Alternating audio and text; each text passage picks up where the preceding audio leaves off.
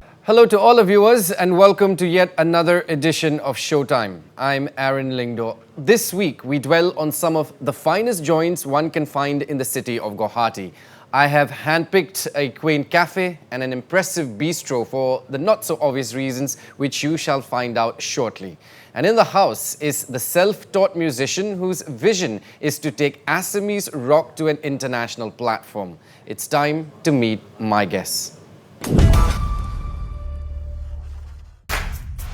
Say hello to the guitarist and founder of Guwahati's first specialty coffee shop.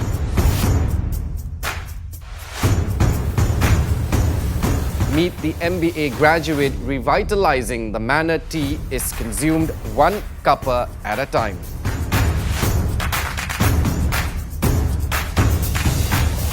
And make some noise for the Assam-based indie rock queen who's creating impressions through her music. My first guest this week brews coffee for a living at Black Art Coffee, Guwahati's first specialty coffee shop. Now, with an MBA in marketing, he began the enterprise with an idea to bring the third wave of coffee culture in the city. Please welcome the charismatic Gitartha Goswami.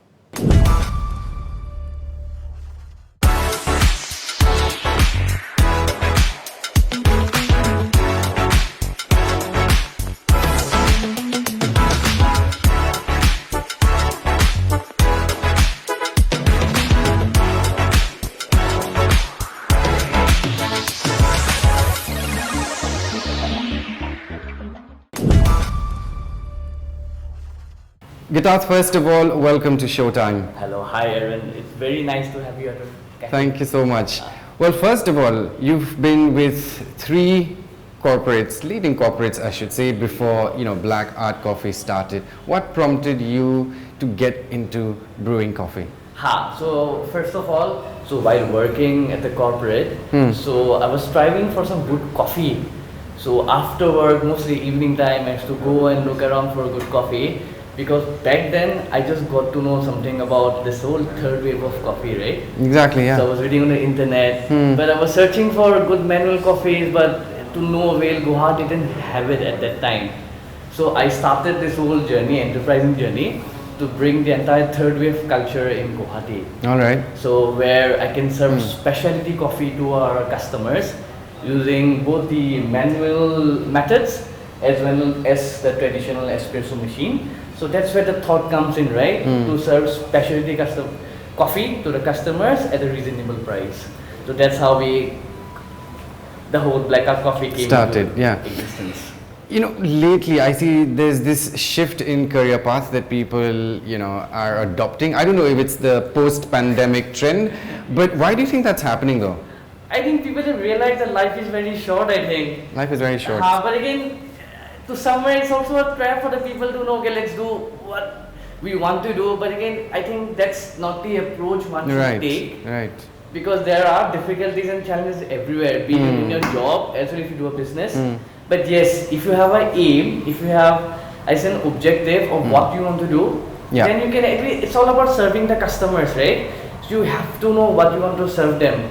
So just randomly, no, I'm tired of my job, I wake up in the morning, no, I'll do a business. True. I think that's not how it should be taken. But yes, if you're passionate about something, no, I want to do this, I want to do that, I want to bring a change, then I think people should do it. Right. It's just one life at the end. One life at the end. You're brewing coffee for a living, that's what we know. So what do you do apart from not brewing one? So, life is very busy, to be very honest. So when I'm not here, I'm mostly at home. Okay. I'm looking after my mom. She's a little sick. She's on a wheelchair. And apart from it, I also like to play the guitar. Okay, I play for a band called Arugya. We are signed in Germany right now. So we just completed our second album. So we are very busy mixing, mastering and composing. And apart from it, I mostly like to go to the gym, hang out with my friends, and mostly read a lot of stuff about coffee. So how do you juggle all of that then, coming to the cafe and then with what you enjoy doing? How do you juggle all of that? You have to do what you have to do, right? That's how it is. But at least I'm happy doing it. I'm happy waking up in the morning and doing it. Right. So I think it's the motivation to it. I'll quote you because you said somewhere that the idea of the enterprise is to bring the third wave of coffee culture in Guwahati. Please break that down for us. Absolutely. So when it comes to coffee, so you have a generic coffee and a specialty coffee. Okay. So all the generic coffee, you can't find out where the coffee is from, the state of the coffee, it is all blends. But when it comes to specialty coffee, we mostly serve single state coffee, mostly single state Arabica coffee 100%, where you can trace the coffee from the farm to the cup. Interesting. So the coffee that I'm serving you, you know where the coffee is from. Right. Who are the people involved in making the coffee, from the farmers to the cup. So the entire thing is very much well managed. So you know what's the coffee that you are drinking. So when was it brewed? So you're kind of educating people at the same time? Educating people at the same time, right? So, and also here we tell people about the roast profile. Alright, the roast date, and also the notes, the flavors, the cupping notes. So when you know what you're drinking, I think that also you're excited for the coffee. I agree cup. to you. Yes, so that's how we plan to do it. We tell people the coffee that they're drinking, right? Also, there are a lot of different kinds of coffees in the market, and we are mostly selling 100% Arabica coffee. That's the highest quality of coffee, brewed at a certain elevation the coffee comes from. So it's a very good quality coffee that we serve, and not just any generic coffee or multiple blends, right? Since it started, how has the response been so far? The response has been really well. So unfortunately we started the time during the pandemic. Oh, it started during the pandemic? Yeah, because I think March 2020 is when the entire pandemic began. Exactly, yeah. And I completed my cafeteria in February. Okay. So I just had 1 month of soft opening, and from March the entire thing was shut. So it was a tough time back then. But again, it was mostly about taking care of each other, our family members, staying at home. Yeah. When we were just waiting that when the entire situation would be under control and we can start operating a business again. So, brewing coffee is not the easiest thing to do. I've been through that pain myself. You talk about the brewing machines, you talk about what kind of coffee to have. How does one brew the perfect coffee without stepping out of their confines? Like, give me homemade coffee at home that I want to do. Okay, so first of all, especially if you're in Guwahati and you want not Guwahati anywhere, so first thing is you have to call me. Okay. I'll give you good coffee. I'll do that for sure. Yes, I'll do that for sure. First thing is I'll give you good coffee. And secondly, so you tell me what kind of coffee would you like to drink. For example, if you say guitar, I want to drink medium drip coffee, then I will have to grind that coffee as per the drip coffee requirement, because drip coffee requires a little coarser size and like a not that fine and that coarse, like a medium fine and medium coarse kind of a setting. So I would give you that. And if you know I would like to brew an espresso, then I'll give you a very fine grind size, and if you're looking for a French press, then I'll give you a coarser size. So that really matters, right? Because in specialty coffee, it's just not the coffee. True. Everything matters, from the brew, the temperature of the water, to the grind size, and how much quantity is required. So I'll tell you all the details of how you can brew the best cup of coffee, right? So yes, so you have decided, no, I have an espresso machine at home. So guitar, I need to have drink and good espresso. So in that case, like I said, I'll give you a fine size. The grind size is very fine, so I'll give you the coffee. And then also I'll tell you the notes of the coffee that is involved out here. For example, the coffee that you're buying from this one has got a little dark chocolate caramel notes. Alright, so that is why. And if you say I would like to have a drip, then maybe I'll give you a drip coffee kind of a grind size, and I'll tell you the amount of water, the ratio to the coffee, of how much is required, and also the brew temperature of the water. It shouldn't be very hot, it should be very cool. It's the perfect temperature. You know that. Also the quantity of the size and the time required to brew. So I'll give you all the details so that you can have the best cup. I know there's a lot of science involved. There is a lot of science. So let's say, not all of us are fortunate to have our brewing equipments handy. What do people do in that case? In that case, I think I would suggest, if you want to have a good cup of coffee, at least just buy any drip or an AeroPress from Amazon. Okay.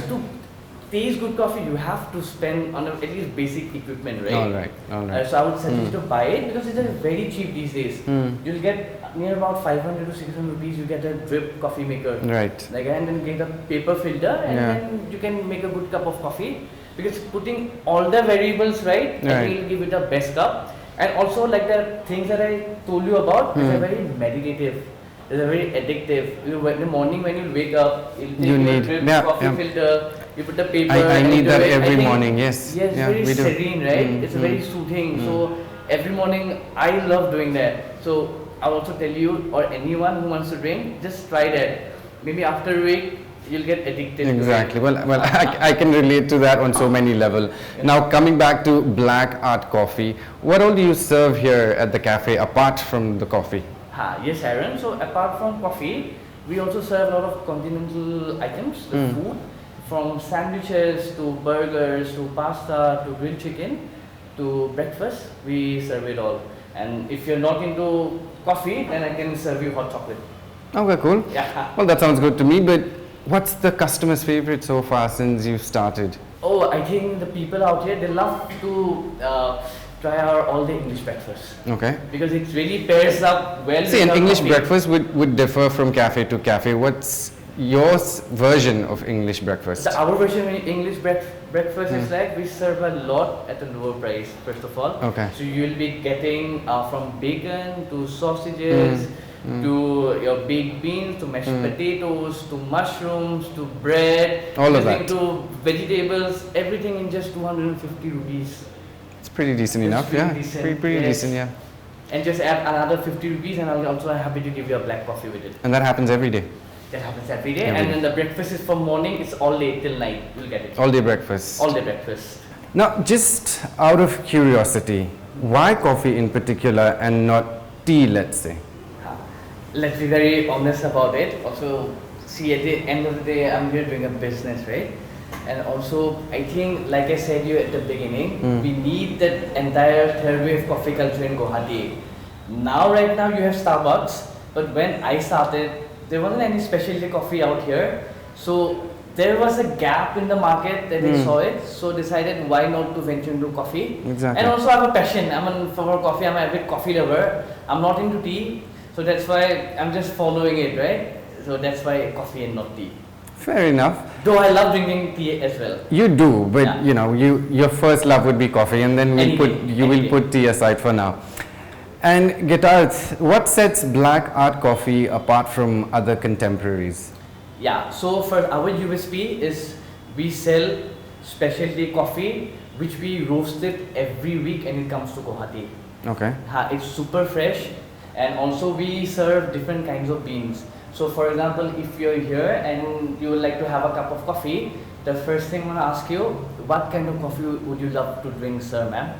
So if you want to go for a medium roast, or if you want to go for a dark roast. Okay, then if you say I want to go for a medium roast coffee, yes, we'll be very happy to serve you medium roast. So we customize every drink. What's the popular choice though? What would customer choose most? So out here, people have the tendency to drink everything karak.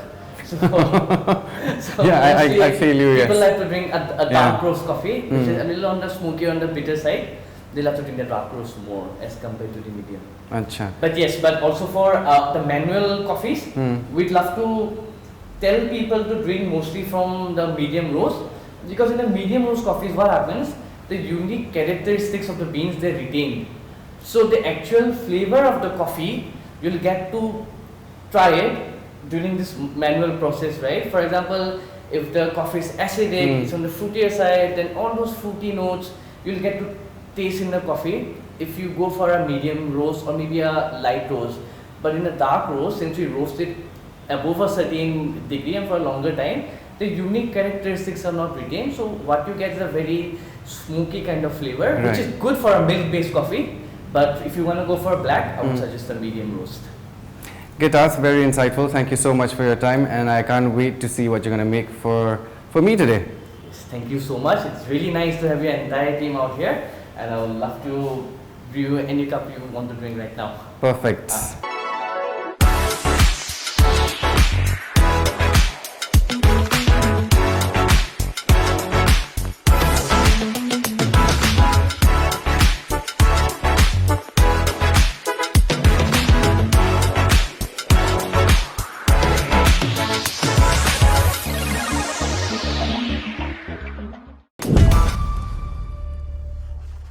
Well, for the unversed, Gitartha is also a guitar player for Guwahati synth rock act called Arogya, the first band from the Northeast to sign a German record label, Out of Line Music.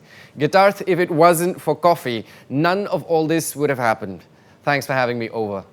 Time now for a very quick breather. I will return with the owner of a tea bistro here in Guwahati with the finest selection of teas. And if you're a tea lover, stay right there.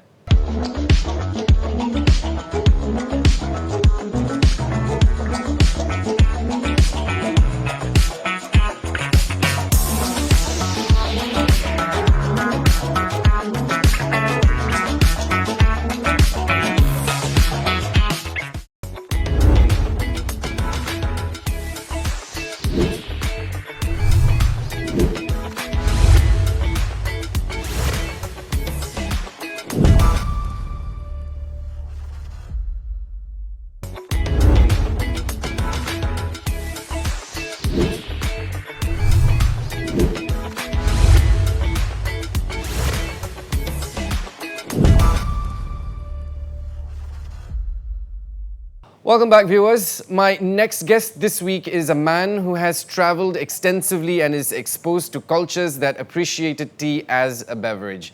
In his own words, an ideal tea bistro attracts a younger crowd while still remaining appealing to the older generation.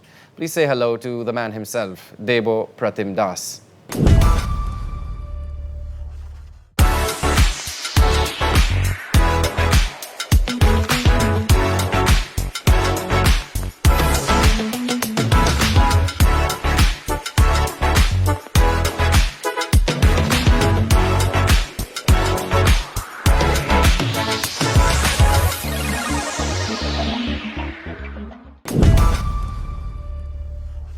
Deba, first of all, welcome to the program.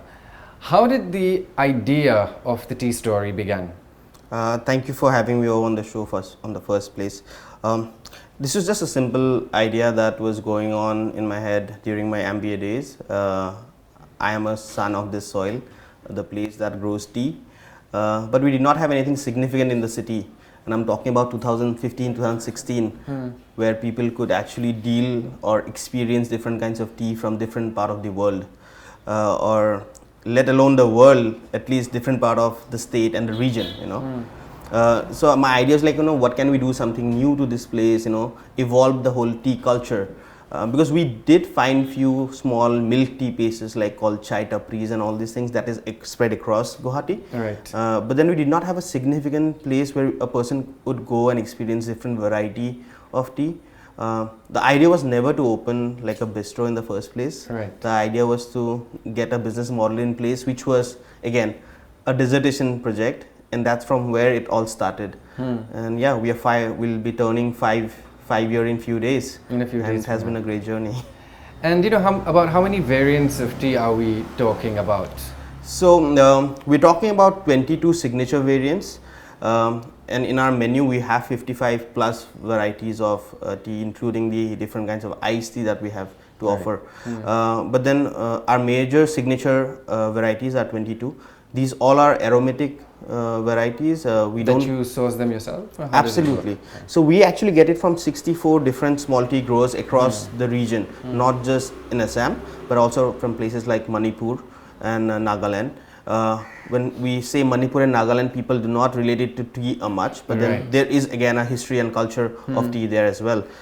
So yeah, for these 22 cups, we did a testing session of almost 8,147 cups. That's the number I precisely remember, because we documented every cup.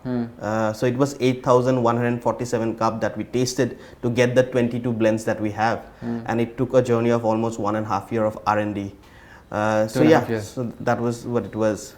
And when we talk about variants, this place cater to people's moods, and you know, how do you serve people? Like, what kind of variant do you give them in terms of their mood when they come to the place?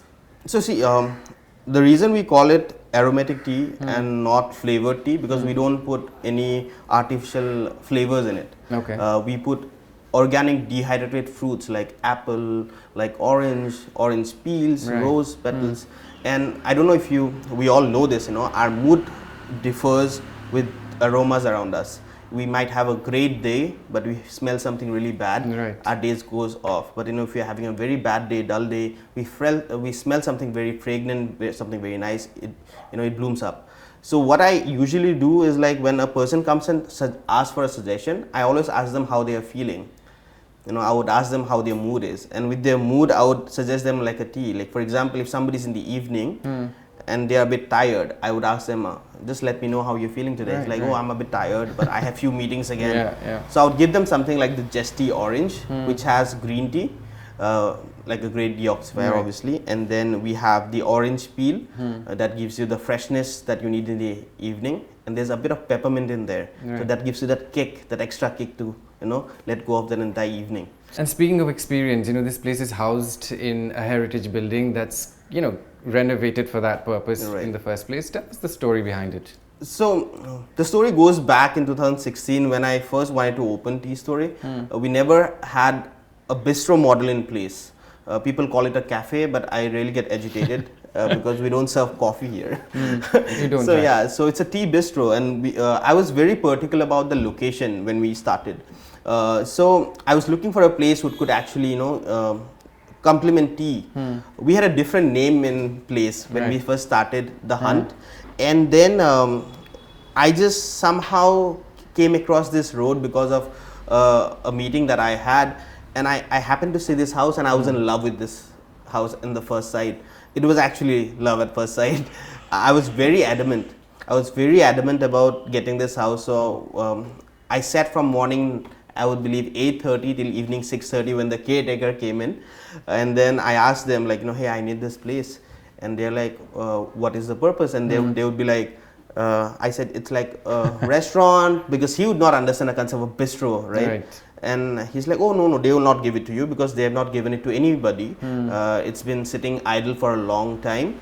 And I asked them, but then just give me at least a chance to talk to the owner. So I spoke to the owner, and I spoke to her for half an hour straight, and I explained her what the whole model of Tea Story is, because our bistro is not a regular cafe or a restaurant. I get you. It's a community place. We have a small community library downstairs. We have an activity area where people come, do a lot of poetry sessions, book reading sessions. The idea was to join a community beyond the online online field. We wanted to go offline and create connections here. So, and then she was game, but then she told me the whole story behind it, that this is a heritage that my father has kept, and it's a 135-year-old house. When I was in 2016, this was 2016. It's a 135-year-old house, so it's almost 140-year-old now. Wow. And I want you to keep it the way it is. And then she's like, let's do this. And we started working on the house. And trust me, Aaron, it took us so much of time to get the wood right, to get the planks right, to see the strength of the floor, because these are all wooden floors, right? To make sure that because these are not concrete, it's called ikora, so it's made out of mud and mud. We've got limestone. There's a paste that is made. There's like small bamboo that is called those ikora and bat. So that is used. So we are very particular that we don't change anything of the place. True. And that took us 9 months to renovate the place. You can make a nice building in 9 months, right? But we're very particular about it. And I felt I won that battle of gaining it back to its old glory, bringing it back to its old glory, when the owners came down and she was crying because she could relive her entire childhood. She could remember how this place was, and it was a great achievement for me at that time. And this was way before we even opened the place, right, to the public. And that sense of fulfillment actually helped us to grow a connection with our clients as well, because there are a lot of people who have stories in this house, because this house belongs to late Satya Prasad Barua. He's a Sahitya Academy Award winner. So once we found the place, we are very particular about naming it right. So the name that we had before was Area 1.0, and I just felt it did not fit in this old heritage house. We thought we have to name it something different. So that's when we came up with the name called the Tea Stories. And we call it Tea Story because there's so many stories that we got from so many people who came here while we were making this, and then we had a cup to serve. So why not Tea Stories? And it was again not coined by me. It was coined by a friend of mine. Her name is Falguni. So we have a small WhatsApp group in our friend, and I said, hey, listen, the bistro is up and the name Area 1.0 is not going along because it's such a pretty house and such an old house. We need to name it right. And that's when she came up with the name, The Tea Stories, and hence we kept it on. And yeah, and now we are like a small local brand in the city, so that feels good. So how has the response been from people? Because, you know, it's not just we're drinking tea, but we're appreciating it as well. How's the response been so far? I think we have got some exceptional love from the consumers. We never thought we would actually take off this well, because when we started, everybody was like, oh, who's going to drink such expensive tea? It's 80 rupees a cup, it's 120 rupees a cup. And I'm like, you can go and have a cup of coffee for 150 rupees, the same coffee that is served everywhere. Why won't people come and drink something which is new, different, unique, right? And maybe take some learning out of it as well. And there was few doubts that I had, but before we opened Tea Story, I also had done a survey. That was a very sneaky survey that I did. It was of 20 questionnaires of 2000 sets. So I gave it to like colleges, offices. It was actually for people like the earning adults basically. So I did a survey whether a place like this would sustain in Guwahati and should you open it. And the percentage was 78. Wow. So I was a bit hopeful. And then we opened. We did a great, you know, it was shocking for me, the love that we got, you know, like people would wait outside for 20-30 minutes for a table, you know. If you come here in the evening, it's a different scene. It's a different scene. What I like about this place is that we cater to a different variety of age group. Like in the morning, we'll have a lot of lawyers and writers and creative persons, you know, because it's calm. This area is very calmer. It's not within the city's hustle bustle, though it is within the city limits. But we don't get a lot of traffic in the road that we have in front of us. So there's a variety of, you know, like customer base. So the writers, the poets, the lawyers, they need a calmer place to do their work. So they would come here and do their work. So they'll be here till like 1, 2, and then we have a small, like, you know, a peak. It's like a low period when we don't have customers from like 2 to 3:34. From 4:30 onwards, we have this whole young brigade of, you know, youngsters, college going people. So I can boastfully say that we have a age group that we cater to from 16 year to 95 years old. You know, we have elderly people coming here, bringing their chess boards, playing a game of chess, you know, over a cup of tea. Why not? And we get to learn so much from them because we have so much of history among them, you know. So yeah, we have a great customer base. The response has been great. Like talking about economics here, we broke even in less than 1 year. Because for any F&B business, if you break even in 1,000 days, that's a good business. If you do it in like, if you're not breaking even in 1,000, maybe give it 100 days more. But if you're not in 1,100 days, that means you are bleeding money. So you need to stop it. But we broke even in 348 days. So that gave us a chance to like do something new. So we thought of opening 1 or 2 other places, but then I thought, you know, I personally need to be very confident about those places. And we have a requirement for Tea Story. The house has to be really old where we open. We are not going to open a Tea Story in a newly constructed building. So that becomes a challenge again. And, you know, speaking of your variants of tea that you have here, so do people need to come to the bistro in particular, or can we find it online as well if we're interested? Have you started something like that post-pandemic maybe? No, we were very particular when we started this bistro that we'll not be retailing it, because we did a small experiment with our tea. We gave it out in small 100-gram packets. But again, as I said, the tea falls on an expensive bit. And there's a reason why we charge them, you know, 80 rupees per cup, because it's not your regular, you know, tea. Because, you know, like 100 gram would cost a consumer around 800 to 900 rupees. We do complain a lot about that. Oh, we don't drink good tea here, but then people also don't pay for good tea. That's right. So yeah, we made a very conscious decision in the beginning that you know we'll not be retailing it, but we do export it. So we do it in places like Qatar, Bahrain. We do it in cities like Spain, you know, a country like Spain. We are trying to also evolve into other segments in terms of B2C maybe later on, once we know that, you know, the brand is more aware within the people. But again, the B2C will not be in India. I think we'll do it abroad.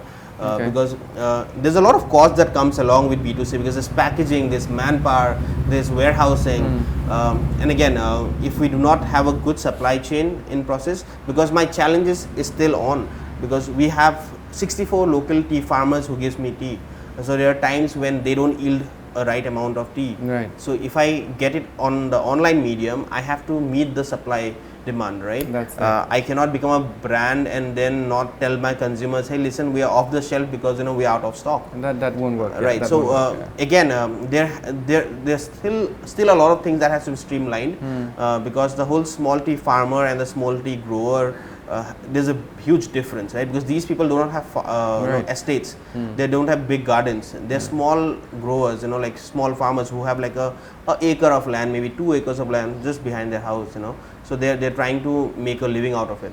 But what I like about this whole journey is that we made them self-sufficient, because when we started in 2015, our research, they were earning 5 rupees per 100 grams of the raw tea leaves that was being sold to the factories and stuff. Right. We came into the picture, we taught them how to actually come up with the end product, the processed tea, and now we boastfully say that we give them 175 rupees per 100 grams. There's a great livelihood change. Right. People are building new houses, buying new vehicles, and yeah, we also got nominated by Economic Times in 2019 for ecosystem builders. So we never ought to do that, that just came along. So we feel good and proud that we are bringing in some change. True. But again, because we did not decide to do that, maybe it gives us more pleasure. Deba, thank you so much for your time. Very insightful. Thank you so much. Thank you so much, Aaron. Now, the tea story houses more than 50 different types of tea, both hot and cold, and is available only at the bistro here in Guwahati. Deba, thank you for an exclusive tea tasting experience. We will take another quick break. Coming up next is the singer I believe has everything it takes to make it big in the music industry. Don't go anywhere.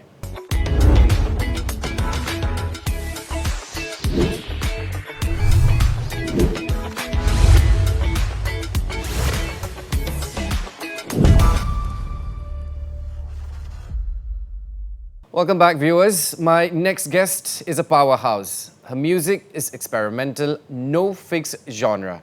She started singing with a gospel band in a Christian NGO and never looked back ever since. Ladies and gents, presenting Naaz Sultana. Naaz Sultana, first of all, welcome to Showtime. Thank you, Aaron. My first question to you is, we have something in common.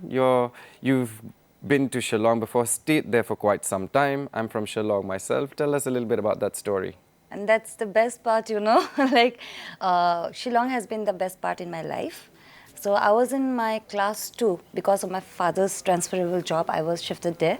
I was a boarder all my life. Like you can say, I stayed 7 years in Shillong. Yeah, you can say I grew up in Shillong.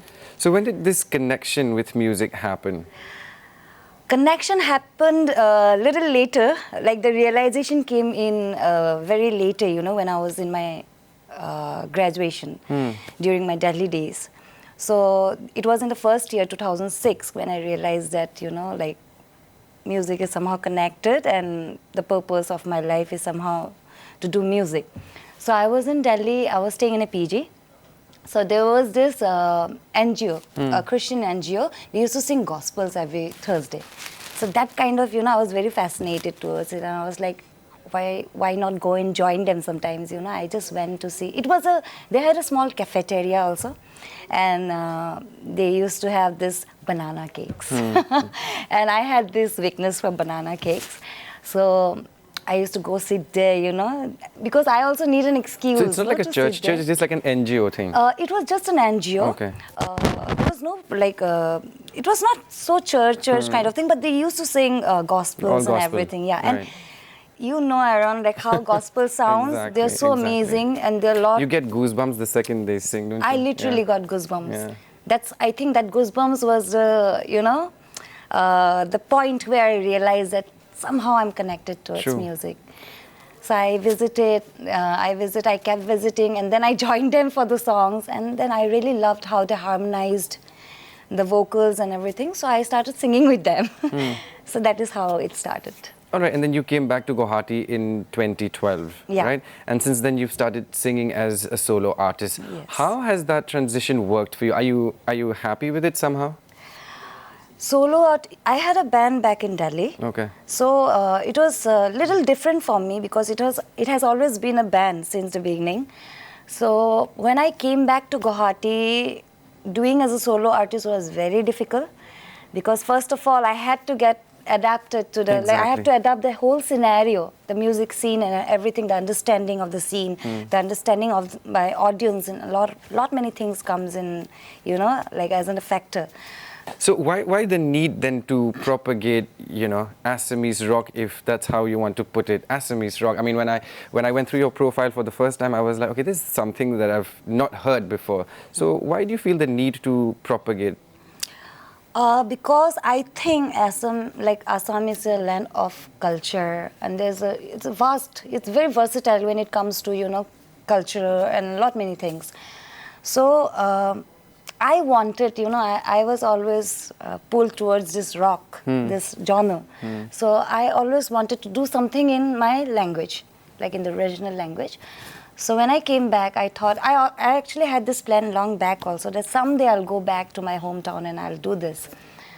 So I just wanted to do this for one major reason, that I want to show the people outside, or I want to just plant it in everyone's mind, that even Assam can come up with different genres of rock, you know, in this regional language. We can do a lot of things. And with this, I really hope that many people also, you know, they come up with the regional language. They can, it's so wonderful, you know, like even in Shillong or in Meghalaya, we see there are a lot of bands who does with their regional language, and they're doing good internationally outside. Everyone, they're renowned. So why not Assam? Right. Why not with Assamese language? So that's one reason I thought, okay, why not?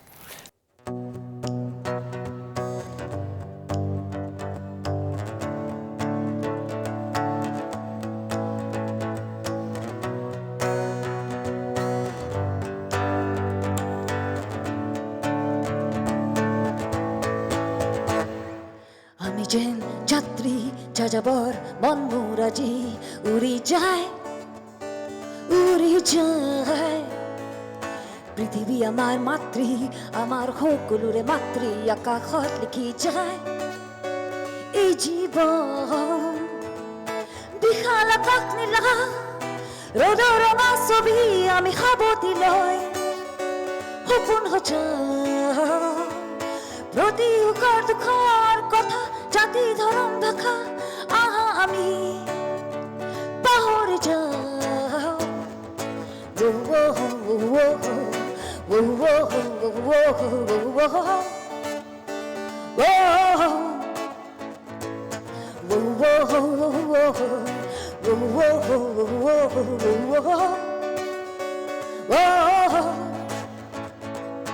আমি যেন যাত্রী যাযাবর মন মোৰ আজি উৰি যায়, উৰি যায়।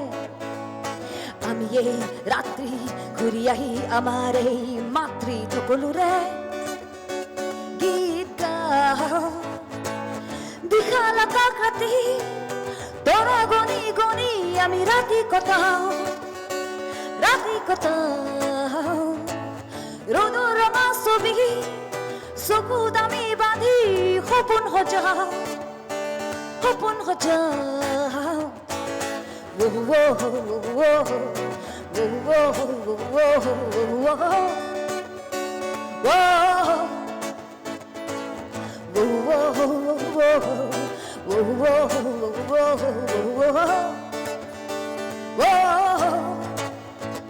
আমি যেন যাত্রী, আমি যেন যাত্রী, আমি যে আমি যেন যাত্রী, আমি যেন যাত্রী।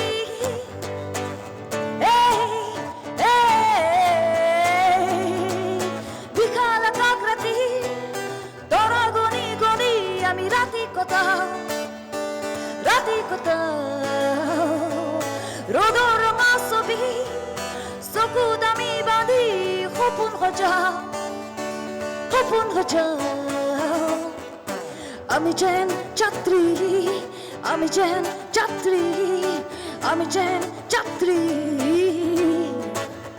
ও আমি যেন যাত্রী আমি যেন যাত্রী আমি যেন যাত্রী আমি যেন যাত্রী. So you've also dabbled into films and you debut in Guwahati Diaries, am I correct? Yes. So are you looking to acting as a serious option anytime in the future? Okay. This is funny.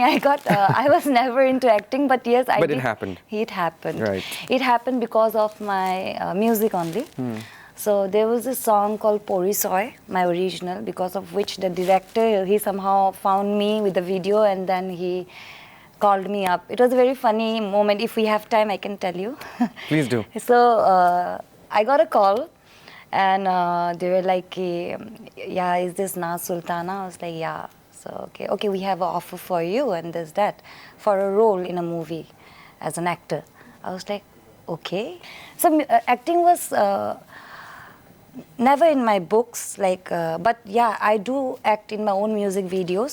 So somehow it was there, like, you know, I have the love for cinematography, direction and all those things. So I have the love for doing new things and learning new things. So I just wanted to experience that. So yes, that is how it happened. So, you know what, Naz, you said in an interview that you actually write things that people don't talk about. Yes. What are some of those things? Generally, when it comes to music, people always expect happiness, you know. It's all the happy things. You always want to listen to something happy. But there are some mass of people, you know. There may be a group of people who are very introvert. So that's one reason why I thought, why not talk for them, you know? Because I think writing and composing is a gift to us. So why not use it to help those people? Maybe they can connect to it then. That's one reason why I started writing about anxiety, depression, and many things that which people don't want to talk about. But nowadays, I'm glad that people are talking about it. But there are a lot of things still, and a lot of people who still think it's a taboo, and they think they'll be judged, so they don't talk about it.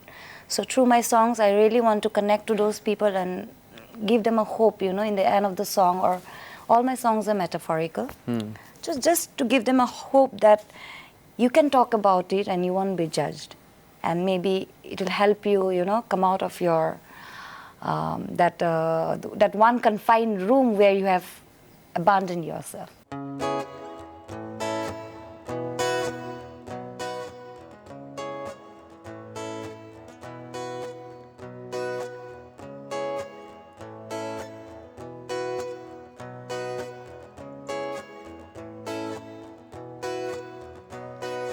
ভাঙে মন আজি মোর ভাঙে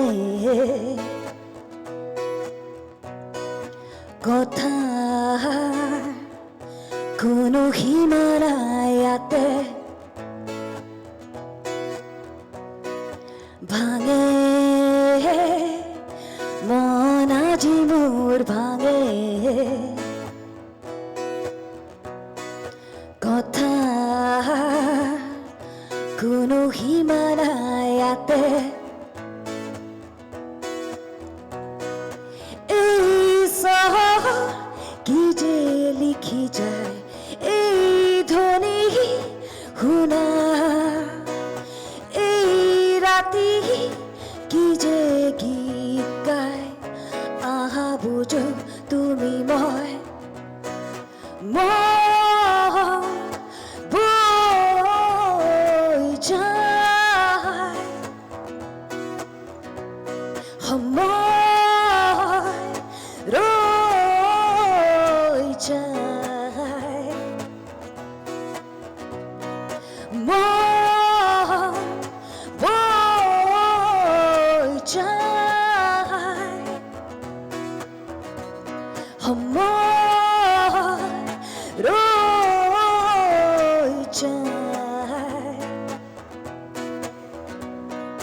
মনে কি যে আজিও বিচাৰে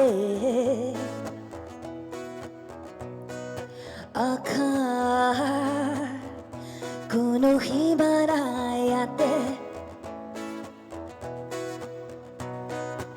এই শহর কি যে করি যায় নিজান ছবি চোৱা এই প্ৰহৰ কি যে ৰং মেলে আহা বুজো তুমি মই বৈ যায় সময় ৰৈ যায় মন বৈ যায় সময় ৰৈ যায় মন বৈ যায় সময় ৰৈ যায়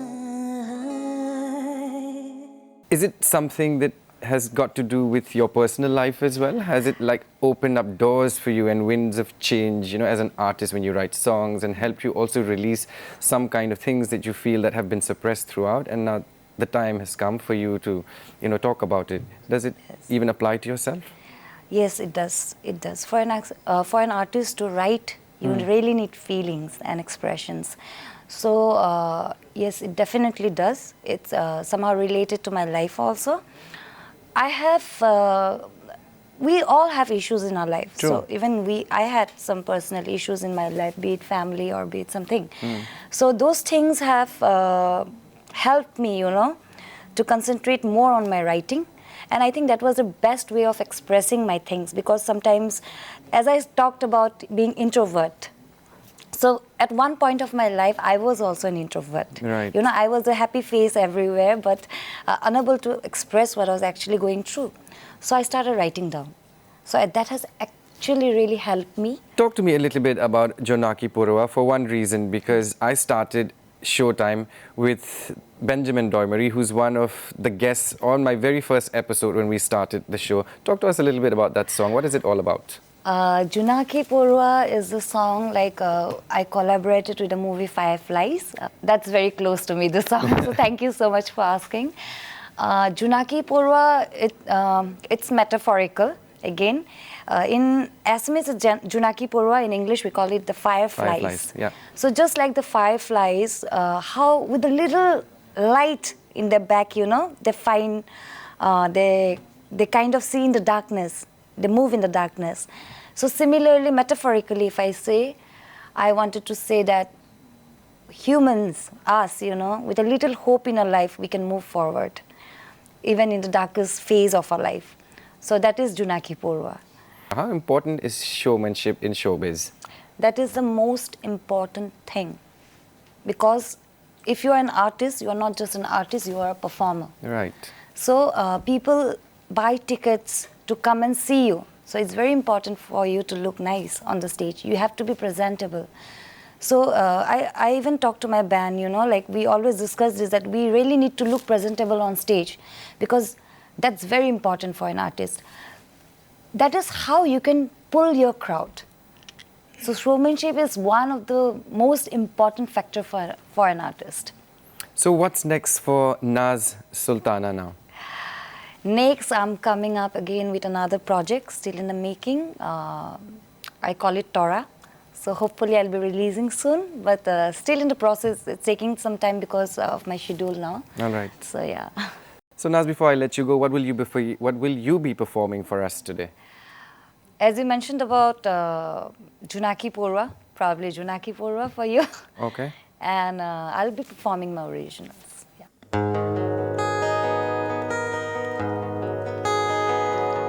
Suajimu Endhar Nagara Hidar Mon Jujar Kuthin Dagara Mayabi বতা কি যে গীত গায় কান দুখ ধ্বনি গুনগুনায় মৰৈ কি যে গৰিছো সপোন জানা কোনোৱে আশা হতৰ সাগৰৰে চাদৰ মিলিছে সি নিৰাশা এন্ধাৰ আকাশৰ তলত মোৰে জোনাকী আশা মনৰ পোহৰৰ আগত নাই কোনো জটিলতা চাৰাৰাৰাৰাৰাৰা চাৰাৰাৰাৰাৰাৰা চাৰাৰাৰাৰাৰাৰা জোনাকী পৰুৱা মই জোনাকী পৰুৱা মই জোনাকী পৰুৱা মই জোনাকী পৰুৱা মই জোনাকী পৰুৱা মই Now, for the unversed, Naaz Sultana is also known for improvising old Bollywood retros into Western music. Naaz, thank you for a good time. Well, all my guests this week have dared to dream with their eyes open. They've ventured and carved a path not only for themselves, but also for others to follow. And I see nothing wrong with that. Gitartha Goswami, Deba Pratim and Naaz Sultana. What a pleasure. And that does it for us here on Showtime. I'm Lyngdoh. Until next week, goodbye.